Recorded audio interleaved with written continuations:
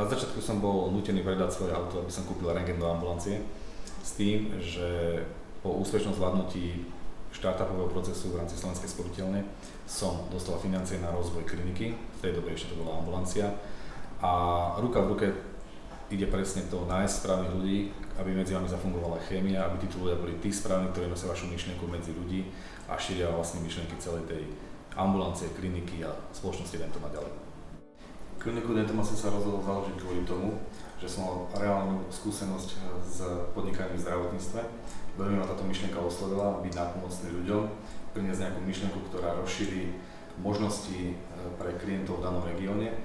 čo sa týkalo hlavne otváracích hodín, dostupnosti projektu, dobrej cenotvorby, ako aj rozšírenie otváracích hodín cez víkendy a veľmi dobre zvládnutými kvalitnými službami.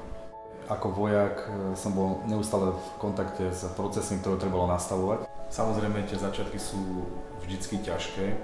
ale nemôžem povedať, že by sme od začiatku mali nejakú prázdnu dieru, pretože úplne od prvého okamihu, ako sme otvorili, sme sa veľmi veľa zamerali na prácu s klientom, s tým, že sa dostávali